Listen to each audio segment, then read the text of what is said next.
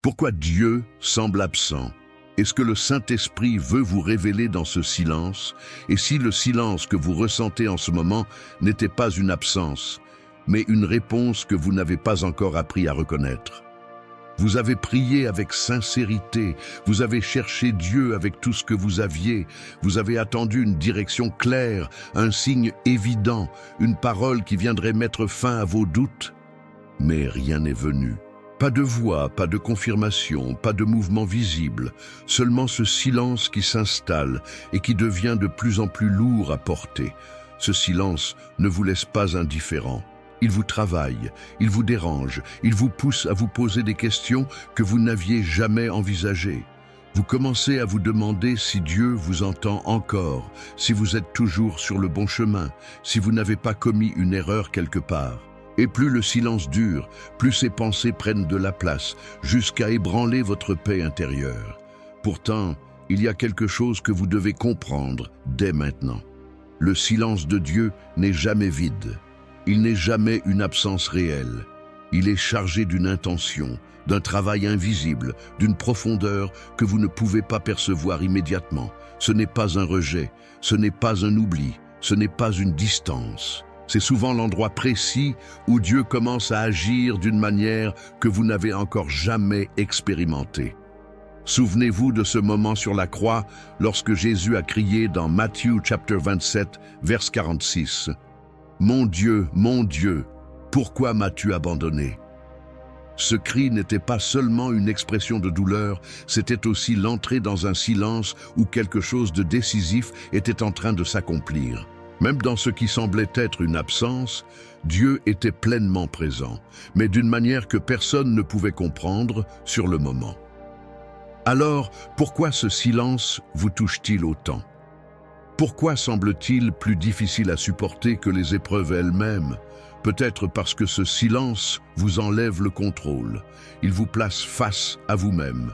Il vous oblige à rester sans réponse immédiate, à avancer sans voir, à croire sans entendre. Et c'est précisément là que commence une transformation que la simple réponse à une prière ne pourrait jamais produire.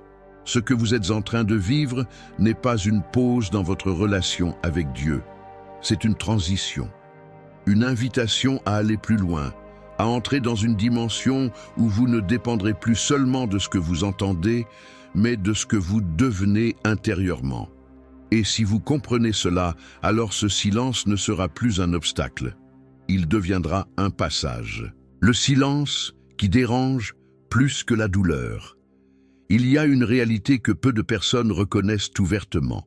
La douleur, aussi intense soit-elle, reste plus facile à supporter que le silence. La souffrance a une forme, elle a une cause identifiable.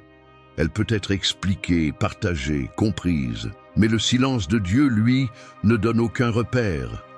Il ne vous dit pas pourquoi, il ne vous dit pas combien de temps. Il ne vous donne aucune indication claire. Et c'est précisément ce qui le rend si perturbant. Lorsque vous traversez une épreuve, vous pouvez vous accrocher à l'idée que Dieu agit, que quelque chose est en train de se produire, même si c'est difficile. Mais lorsque tout devient silencieux, vous perdez ce point d'appui. Vous vous retrouvez face à une absence de confirmation et votre esprit commence à combler ce vide. Les pensées s'intensifient, les doutes apparaissent, les questions se multiplient. Vous commencez à interpréter ce silence. Vous lui donnez un sens qui bien souvent ne vient pas de Dieu mais de vos peurs. Vous pensez que ce silence signifie que vous avez été oublié, que vous avez été mis de côté, que vous n'êtes plus en phase avec ce que Dieu attend de vous. Et sans vous en rendre compte, vous laissez ce silence redéfinir votre perception de Dieu. Mais si ce silence n'était pas là pour vous éloigner, mais pour vous révéler quelque chose que la douleur ne peut pas produire. Parce que la douleur attire votre attention vers l'extérieur, vers la situation, vers ce qui ne va pas. Le silence, lui, vous ramène vers l'intérieur. Il vous confronte à votre dépendance, à votre besoin constant de réponses immédiates, à votre difficulté à rester dans l'attente. Le silence dérange plus que la douleur parce qu'il vous prive de contrôle. Il vous empêche d'agir rapidement, de résoudre, de comprendre. Il vous place dans une position où vous devez faire confiance sans preuve visible. Et c'est exactement là que commence un travail profond. Un travail qui ne concerne pas seulement ce que vous traversez, mais ce que vous êtes en train de devenir. Parce que lorsque Dieu parle, vous recevez une direction. Mais lorsqu'il se tait, il travaille votre fondation. Il touche à quelque chose de plus profond que vos circonstances. Il façonne votre capacité à croire au-delà de ce que vous ressentez, au-delà de ce que vous comprenez. Et si vous restez assez longtemps dans ce silence sans fuir, sans remplir ce vide par autre chose, vous commencerez à remarquer quelque chose d'étrange. Ce silence qui vous dérangeait au début commence à produire en vous une stabilité que la réponse immédiate n'aurait jamais pu créer. Ce n'est pas que Dieu ne fait rien, c'est que ce qu'il fait ne se voit pas encore. L'illusion d'un Dieu qui doit toujours répondre. Il y a une attente silencieuse que beaucoup portent sans même s'en rendre compte. L'idée que Dieu doit répondre et surtout qu'il doit répondre vite. Vous priez, donc vous attendez une réponse. Vous demandez, donc vous vous attendez à entendre quelque chose. Et lorsque cela n'arrive pas, un trouble s'installe. Non pas parce que Dieu a changé, mais parce que votre attente n'a pas été remplie. Cette attente crée une illusion, une image de Dieu qui fonctionne selon vos délais, vos besoins immédiats, votre manière de comprendre les choses. Vous commencez à croire que la présence de Dieu se mesure à la rapidité de ses réponses, que son amour se manifeste par des signes visibles, que sa fidélité se prouve par des confirmations constantes. Mais Dieu n'est pas soumis à ce système. Il n'agit pas pour satisfaire une attente émotionnelle. Il agit pour accomplir quelque chose de plus profond, quelque chose qui dépasse votre besoin immédiat de compréhension. Et c'est là que beaucoup se trompent. Ils cherchent des réponses, alors que Dieu cherche à transformer leur manière de dépendre de lui. Lorsque vous pensez que Dieu doit toujours répondre, vous limitez sa manière d'agir. Vous réduisez sa voix à une forme précise, à un timing précis. Et lorsque cela ne correspond pas, vous concluez qu'il ne parle pas. Pourtant, ce n'est pas son silence qui est en cause, c'est votre attente qui n'est plus alignée. Regardez ce qui se passe dans votre cœur lorsque Dieu ne répond pas immédiatement. Une agitation naît, une impatience se développe. Vous ressentez le besoin de combler ce vide. Et souvent, sans vous en rendre compte, vous commencez à chercher ailleurs, dans les opinions des autres, dans vos propres raisonnements, dans des décisions rapides, parce que rester sans réponse devient insupportable. Mais si Dieu ne répond pas, ce n'est pas pour vous laisser dans le vide, c'est pour vous faire sortir de cette dépendance aux réponses immédiates. C'est pour vous apprendre à le chercher pour qui il est et non seulement pour ce qu'il peut vous dire. Le danger de cette illusion, c'est qu'elle transforme votre relation avec Dieu en un échange conditionnel. Vous donnez votre foi et vous attendez une réponse en retour. Mais la foi réelle ne fonctionne pas ainsi. Elle continue d'avancer même lorsque la réponse n'est pas encore là. Et c'est précisément dans ce moment de non-réponse que quelque chose de profond se révèle. Vous découvrez si votre confiance dépend de ce que vous entendez, ou de qui Dieu est réellement. Parce que Dieu ne se prouve pas par des réponses constantes. Il se révèle dans une présence qui ne disparaît jamais, même lorsqu'elle devient silencieuse. Et si ce silence n'était pas une absence de réponse, mais une invitation à sortir de cette illusion qui limite votre compréhension de Dieu? Quand Dieu change de fréquence sans prévenir. Il y a des moments où vous avez l'impression que tout a changé sans explication. Avant, vous ressentiez une direction claire, vous aviez des convictions précises, des réponses qui venaient presque naturellement. Et puis, sans prévenir, plus rien ne fonctionne de la même manière. Ce qui était évident devient flou. Ce qui était fluide devient silencieux. Ce n'est pas que Dieu s'est éloigné, c'est qu'il a changé la manière dont il communique avec vous. Mais ce changement déstabilise, parce que vous essayez encore d'écouter comme avant. Vous attendez les mêmes signes, les mêmes sensations, les mêmes confirmations, et comme elles ne viennent plus, vous pensez que Dieu ne parle plus. Pourtant, ce n'est pas un arrêt, c'est un déplacement. Dieu ne parle pas toujours sur la même fréquence. Il vous rencontre différemment selon la saison que vous traversez. Et lorsque vous entrez dans une nouvelle dimension, les anciennes manières de percevoir sa voix ne suffisent plus. Ce n'est pas une perte, c'est une évolution. Le problème, c'est que ce changement se fait sans annonce. Dieu ne vous prévient pas qu'il va modifier votre manière de le percevoir. Et vous vous retrouvez à chercher sa voix dans des endroits où elle ne se manifeste plus. Cela crée une confusion intérieure, une sensation de déconnexion. Mais en réalité, ce moment vous pousse à développer une sensibilité différente, une écoute plus profonde, moins dépendante de l'extérieur. Vous commencez à discerner autrement. Ce n'est plus une voix qui vous guide clairement, mais une direction intérieure qui se forme subtilement. Et au début, cela vous semble incertain. Vous doutez, vous hésitez, parce que vous n'avez plus les repères habituels, mais c'est précisément là que quelque chose se construit. Une relation qui ne dépend plus uniquement de ce que vous ressentez, mais de ce que vous discernez au plus profond de vous. Parce que lorsque Dieu change de fréquence, il vous invite à grandir, à quitter une dépendance à des signes visibles pour entrer dans une perception plus mature de sa présence. Et si vous refusez ce changement, vous restez bloqué dans une ancienne manière de comprendre Dieu. Mais si vous acceptez de vous adapter, alors ce silence commence à prendre un autre sens. Ce n'est plus une absence de communication. C'est une invitation à apprendre un nouveau langage. Et peut-être que ce que vous appelez silence aujourd'hui est en réalité une voix que vous n'avez pas encore appris à reconnaître. Le silence, comme filtre spirituel invisible. Il y a quelque chose que vous ne voyez pas, mais qui est en train de se produire pendant ce silence. Ce n'est pas un vide, ce n'est pas un arrêt, c'est un tri, un filtrage profond qui se fait à l'intérieur de vous, sans bruit, sans annonce, sans explication immédiate. Parce que tant que Dieu parle clairement, tant que tout est évident, beaucoup de choses restent mélangées en vous. Vos intentions, vos motivations, vos attentes. Vous avancez, mais sans toujours savoir pourquoi vous avancez vraiment. Le bruit des réponses masque ce qui est encore instable. Mais lorsque le silence s'installe, tout remonte à la surface. Vos vraies raisons apparaissent. Vous commencez à voir si vous cherchez Dieu pour qui il est ou pour ce qu'il peut vous donner.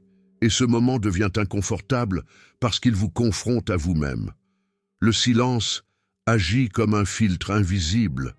Il ne force rien, mais il révèle tout. Ce qui est superficiel commence à tomber. Ce qui n'était pas solide perd sa place. Et sans que vous vous en rendiez compte, votre foi est en train d'être épurée. C'est pour cela que ce silence dérange autant. Parce qu'il ne vous distrait pas. Il ne vous occupe pas. Il vous expose. Il vous place dans un face-à-face intérieur que vous ne pouvez pas éviter. Et beaucoup, à ce moment-là, fuient. Ils remplissent ce silence. Ils cherchent des réponses ailleurs, des voix, des signes, des distractions.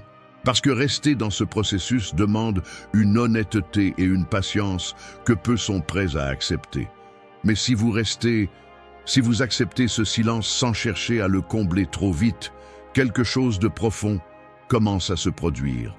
Votre foi devient plus réelle, moins dépendante de l'extérieur, plus enracinée. Parce que ce que Dieu est en train de faire, ce n'est pas simplement vous donner une réponse. Il est en train de vous préparer à porter quelque chose de plus grand sans dépendre constamment de confirmation. Le silence n'est pas là pour vous bloquer. Il est là pour vous purifier, pour enlever ce qui ne peut pas tenir dans la prochaine étape de votre vie. Et si vous comprenez cela, alors vous ne verrez plus ce silence comme une absence, mais comme un passage nécessaire. Parce qu'avant de vous élever, Dieu vous filtre. Et ce que ce silence est en train de retirer, vous ne pourrez pas l'emmener là où Dieu vous conduit. Ce que le bruit cache et que le silence révèle. Vous pensez peut-être que le problème, c'est le silence. Mais en réalité, ce qui vous a empêché de voir clairement pendant longtemps, c'est le bruit. Le bruit des opinions, le bruit des attentes, le bruit de vos propres pensées qui tournent sans cesse. Tant que tout ce bruit est présent, vous avez l'impression d'avancer, d'être guidé, d'avoir des réponses. Mais en profondeur, beaucoup de choses restent floues. Parce que le bruit ne vous laisse jamais assez de place pour entendre ce qui est essentiel. Et puis le silence arrive et tout s'arrête. Ce qui vous rassurait disparaît. Les voix extérieures se taisent. Les confirmations que vous attendiez ne viennent plus. Et là, quelque chose de déstabilisant se produit. Vous commencez à entendre ce que vous évitiez. Le silence révèle ce que le bruit cachait. Il révèle vos peurs réelles, celles que vous couvriez par l'activité. Il révèle vos dépendances, ces choses auxquelles vous vous accrochiez sans le remarquer. Il révèle aussi vos vraies attentes envers Dieu, parfois plus centrées sur vos besoins que sur une relation profonde. Ce moment est inconfortable parce qu'il enlève les distractions. Vous ne pouvez plus fuir dans l'agitation. Vous ne pouvez plus masquer ce qui se passe à l'intérieur de vous. Et tout devient plus clair, mais pas forcément plus facile. Beaucoup confondent ce moment avec un recul spirituel. Ils pensent qu'ils sont en train de s'éloigner de Dieu, alors qu'en réalité, ils sont en train de voir pour la première fois sans filtre. Ce n'est pas une perte de connexion, c'est une révélation, parce que Dieu n'utilise pas toujours le bruit pour parler. Parfois, il enlève tout ce qui vous empêche de voir, pour que vous puissiez enfin discerner ce qui était là depuis le début. Et dans ce silence, une vérité commence à émerger. Vous réalisez que certaines choses que vous pensiez essentielles ne le sont plus, que certaines directions que vous poursuiviez n'étaient pas alignées, que certaines voies que vous suiviez n'étaient pas celles de Dieu. Le silence ne vous prive pas, il vous clarifie. Mais pour recevoir cette clarté, vous devez accepter de rester dans cet espace sans chercher à recréer du bruit artificiellement. Parce que dès que vous remplissez ce silence trop vite, vous perdez ce que Dieu est en train de révéler. Et c'est là que la tension augmente. Parce que rester dans ce silence demande du courage. Cela demande de faire face à ce que vous découvrez, sans détour, sans distraction. Mais si vous tenez, si vous ne fuyez pas, alors ce silence devient un lieu de vérité. Et cette vérité prépare quelque chose que vous n'auriez jamais pu voir dans le bruit, le moment où Dieu cesse de convaincre pour commencer à transformer. Il arrive un moment précis dans votre parcours où Dieu arrête de vous rassurer comme avant. Avant, vous receviez des confirmations, des signes, des directions qui vous aidaient à avancer sans trop hésiter. Vous sentiez qu'il vous guidait, qu'il validait vos choix, qu'il répondait à vos attentes. Et puis, sans prévenir, tout cela disparaît. Ce changement vous trouble parce que vous pensez avoir perdu quelque chose. Vous avez l'impression que Dieu ne vous soutient plus de la même manière. Mais en réalité, ce n'est pas un retrait. C'est un passage. Dieu cesse de vous convaincre parce qu'il commence à vous transformer. Tant que vous avez besoin d'être convaincu, votre foi dépend encore de ce que vous recevez. Vous avancez parce que vous avez une confirmation. Vous croyez parce que vous avez une preuve. Mais il arrive un moment où Dieu ne veut plus simplement vous guider de l'extérieur. Il veut vous changer de l'intérieur. Et cette transformation ne peut pas se faire dans le bruit des réponses constantes. Parce que tant que Dieu répond à tout, vous restez dans une forme de dépendance. Vous attendez, vous recevez, vous avancez. Mais votre nature profonde ne change pas toujours. Vos réactions, vos peurs, vos mécanismes restent les mêmes, simplement rassurés par des réponses régulières. Alors Dieu se tait. Non pas pour vous perdre, mais pour vous amener dans un espace où ce n'est plus la réponse qui vous fait avancer, mais ce que vous êtes en train de devenir. Et c'est là que le processus devient exigeant, parce que vous ne pouvez plus vous appuyer sur des signes extérieurs. Vous êtes confronté à vos propres limites, à vos doutes, à vos réflexes. Et au lieu de recevoir une direction immédiate, vous commencez à être travaillé de l'intérieur. Vos réactions changent. Votre manière de voir les choses évolue. Ce qui vous perturbait avant perd de son pouvoir. Ce qui vous attirait autrefois ne vous satisfait plus de la même façon. Mais comme vous n'avez pas de réponse claire, vous ne réalisez pas immédiatement que quelque chose de profond est en train de se produire. Vous pensez être perdu alors que vous êtes en train d'être transformé. Et cette transformation est silencieuse. Elle ne se voit pas tout de suite. Elle ne se mesure pas par des résultats immédiats. Mais elle est réelle, parce que Dieu ne cherche pas seulement à vous donner une direction. Il cherche à faire de vous une personne capable de marcher sans dépendre constamment d'une confirmation. Et lorsque cette transformation commence, votre relation avec Dieu change. Elle devient plus profonde, moins dépendante, plus enracinée. Mais si vous ne comprenez pas ce moment, vous pouvez facilement mal l'interpréter. Vous pouvez penser que Dieu s'est éloigné, alors qu'il est en train d'agir plus profondément que jamais. Et si ce silence que vous ressentez maintenant n'était pas un manque de réponse, mais le début d'un changement que vous n'auriez jamais accepté si Dieu avait continué à vous convaincre comme avant, le combat intérieur que le silence déclenche. Ce que vous vivez dans ce silence n'est pas neutre. Ce n'est pas un simple moment d'attente calme. C'est un véritable combat intérieur qui s'active, souvent sans que vous le réalisiez immédiatement.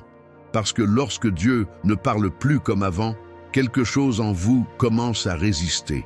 Vos pensées deviennent plus intenses. Les questions prennent plus de place. Vous passez du calme à l'agitation intérieure sans comprendre pourquoi. Et ce combat ne vient pas de l'extérieur.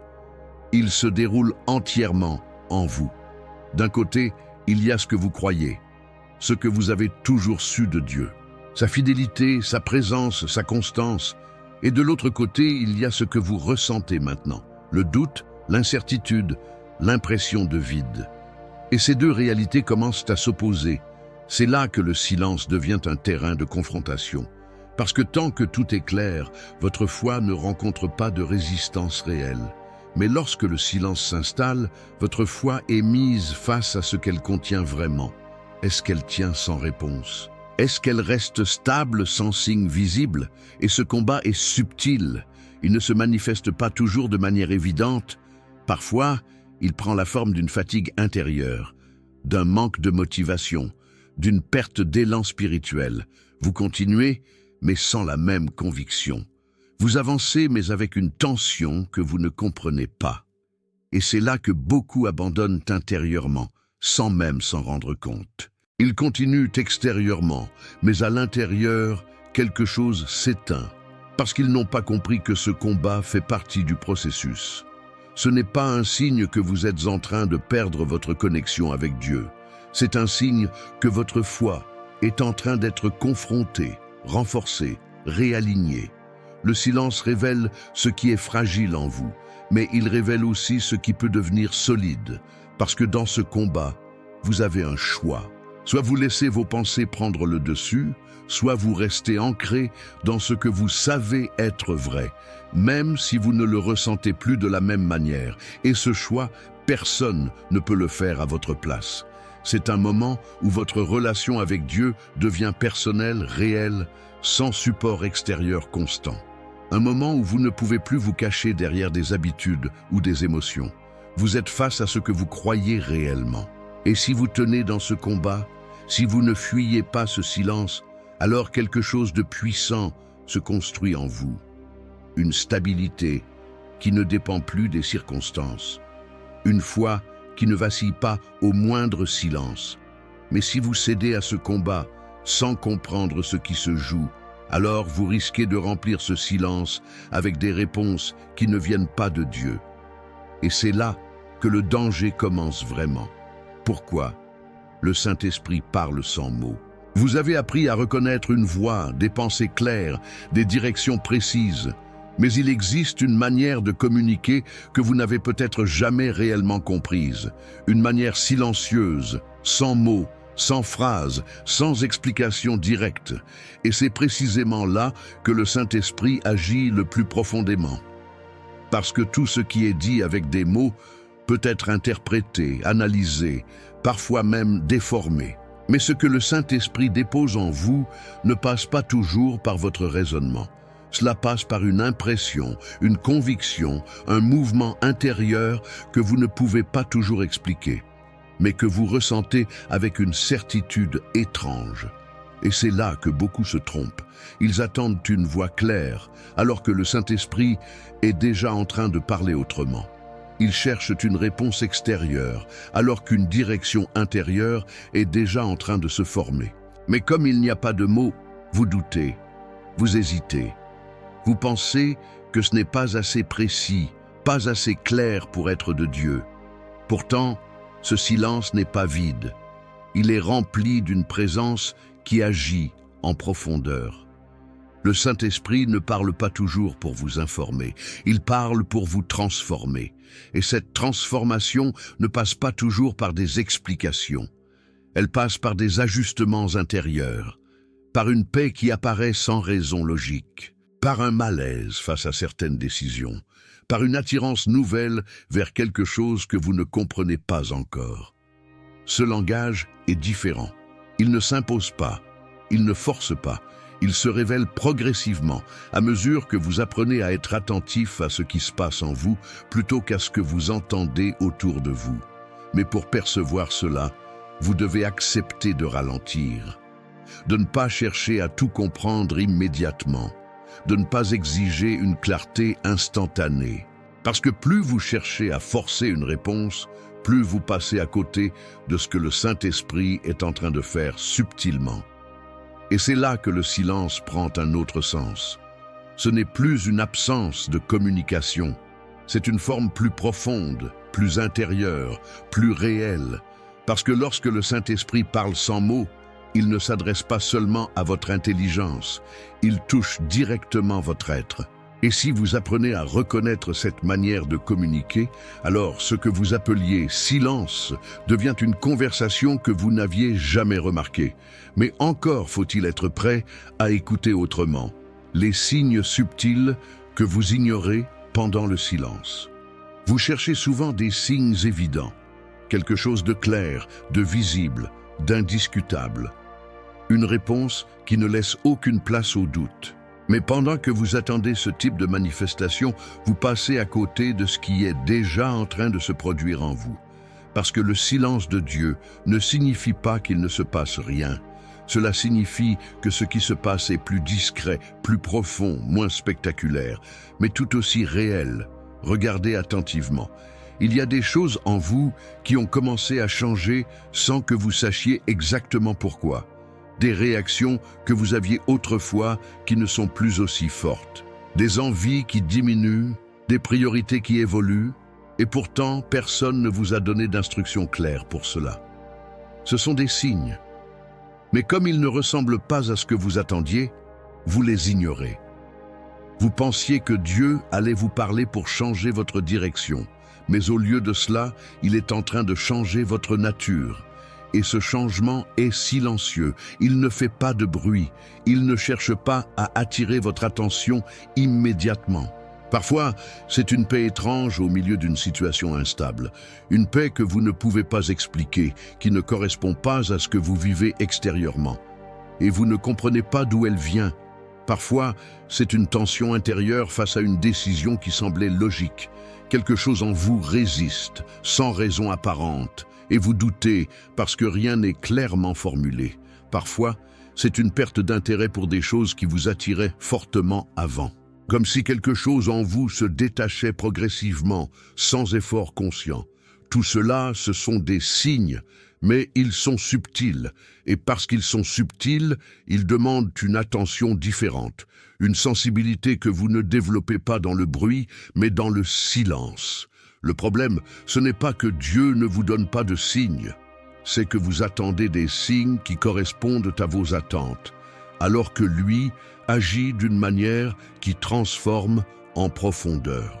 Et tant que vous cherchez quelque chose de spectaculaire, vous passez à côté de ce qui est essentiel, parce que les signes les plus puissants ne sont pas toujours ceux que vous voyez à l'extérieur.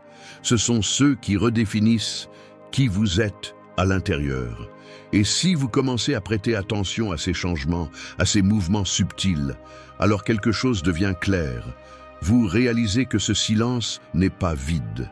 Il est rempli d'une activité invisible. Mais si vous continuez à l'ignorer, vous risquez de chercher ailleurs ce qui est déjà en train de se produire en vous. Et c'est là que beaucoup tombent dans un piège qu'ils ne voient même pas.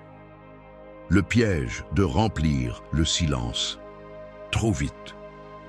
Il y a une réaction presque automatique face au silence. Vous cherchez à le remplir, à tout prix, parce que rester dans ce vide vous met face à quelque chose que vous ne contrôlez pas, et ce manque de contrôle devient insupportable. Alors, vous agissez. Vous cherchez des réponses ailleurs, vous demandez des avis, vous multipliez les sources, les voies, les contenus. Vous prenez des décisions rapides juste pour sortir de cette sensation d'attente. Vous préférez avancer dans l'incertitude que rester immobile dans le silence. Et sans vous en rendre compte, vous remplacez ce que Dieu est en train de faire par ce que vous voulez entendre. C'est là que le piège se referme, parce que ce silence avait une fonction. Il n'était pas là pour vous bloquer, mais pour vous permettre de discerner avec plus de profondeur. Mais en le remplissant trop vite, vous interrompez ce processus. Vous reprenez le contrôle avant même d'avoir compris ce qui était en train de se produire. Et ce que vous gagnez en soulagement immédiat, vous le perdez en clarté réelle. Parce que toutes les réponses ne viennent pas de Dieu. Toutes les directions ne sont pas alignées. Et lorsque vous êtes pressé de sortir du silence, vous devenez vulnérable à tout ce qui peut combler ce vide, même si cela ne vous mène pas au bon endroit. Le silence demande de la patience. Il demande une capacité à rester sans réponse immédiate. Mais cette attente n'est pas passive, elle est active intérieurement. Elle vous affine, elle vous rend plus attentif, plus sensible à ce qui est juste. Mais si vous refusez cette attente, vous passez à côté de ce que le silence devait produire en vous. Et le plus dangereux, ce n'est pas de ne pas avoir de réponse. C'est de prendre une mauvaise direction simplement pour échapper au silence. Parce que certaines décisions prises dans la précipitation créent des conséquences que vous devrez porter longtemps. Et souvent, ces décisions naissent d'un refus d'attendre. Le silence n'est pas votre ennemi, il est un espace protégé. Un espace où Dieu vous empêche d'avancer trop vite dans une direction qui n'est pas prête. Un espace où il vous garde de réponses prématurées qui pourraient compromettre ce qu'il est en train de construire. Mais pour que cela fonctionne, vous devez accepter de ne pas remplir ce silence par vous-même. Vous devez résister à cette envie de compenser, de remplacer, de forcer, parce que ce que vous ajoutez trop vite peut vous éloigner de ce que Dieu préparait avec précision. Et si vous comprenez cela, alors vous verrez ce silence différemment. Non plus comme un manque, mais comme une protection. Mais encore faut-il avoir la force de rester dans ce silence sans chercher à en sortir trop vite. Ce que vous êtes en train de devenir sans vous en rendre compte. Pendant que vous cherchez une réponse, quelque chose de beaucoup plus important est en train de se produire. Vous êtes en train de changer. Mais ce changement ne fait pas de bruit. Il ne s'annonce pas. Il ne vous donne pas toujours une sensation immédiate de progression. Et c'est pour cela que vous passez facilement à côté.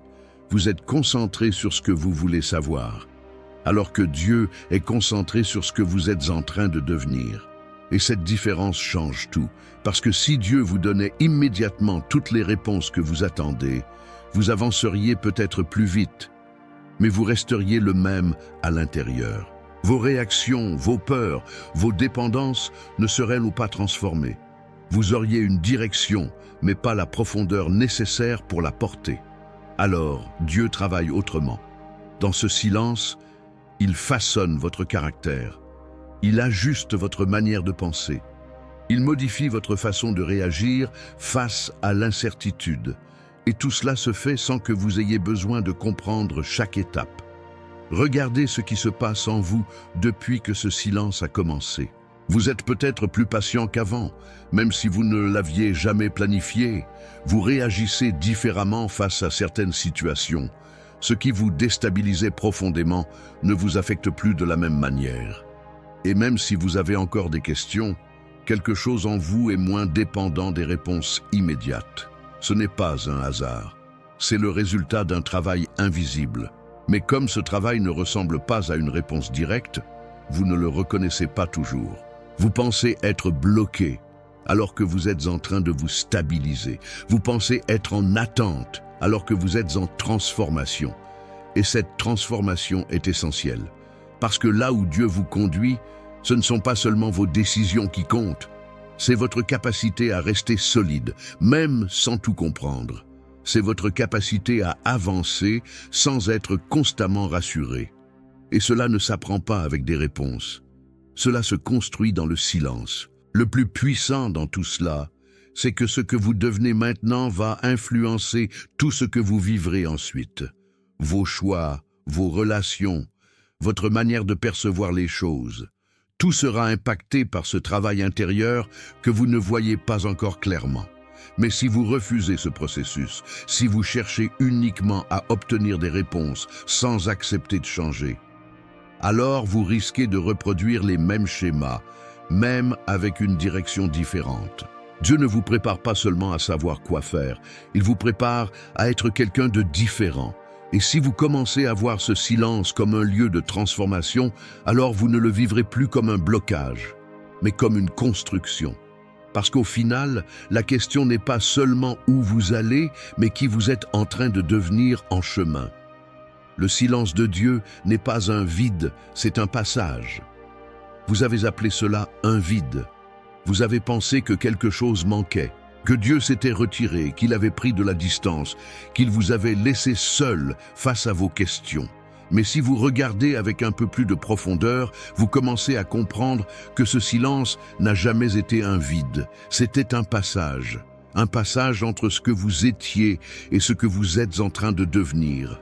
Parce que Dieu ne vous laisse pas dans le silence sans raison. Chaque moment, chaque attente, chaque absence apparente de réponse avait un objectif précis.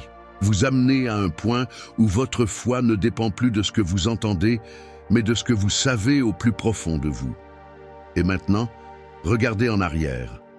Vous n'êtes plus exactement la même personne qu'au début de ce silence. Votre regard a changé. Votre manière de réagir a évolué. Votre dépendance aux réponses immédiates s'est affaiblie. Et même si vous avez encore des questions, quelque chose en vous est plus stable, plus ancré. Ce n'est pas le hasard, c'est le fruit de ce passage. Ce que vous appeliez absence était en réalité une transition. Dieu ne vous a pas retiré sa présence. Il vous a déplacé dans une dimension où sa présence ne se perçoit plus de la même manière. Et c'est là que beaucoup ne reconnaissent pas le moment, parce qu'ils attendent le retour de l'ancien fonctionnement, les mêmes signes, les mêmes sensations, les mêmes réponses. Mais Dieu ne vous ramène pas en arrière, il vous fait avancer. Ce silence n'était pas là pour vous éloigner de lui. Il était là pour vous rapprocher différemment. D'une relation basée sur des réponses à une relation basée sur une présence constante. Et maintenant, une question reste. Qu'allez-vous faire avec ce que ce silence a produit en vous? Parce que vous pouvez revenir en arrière, chercher à recréer du bruit, dépendre à nouveau de confirmations extérieures, ou vous pouvez accepter ce que vous êtes devenu et avancer avec cette nouvelle profondeur. Dieu n'a jamais cessé de parler. Il vous a simplement appris à écouter autrement. Et si aujourd'hui vous comprenez cela, alors ce silence que vous redoutiez tant devient l'un des moments les plus précieux de votre parcours. Parce que ce n'était pas une absence, c'était le début de quelque chose que vous ne pourrez plus jamais perdre.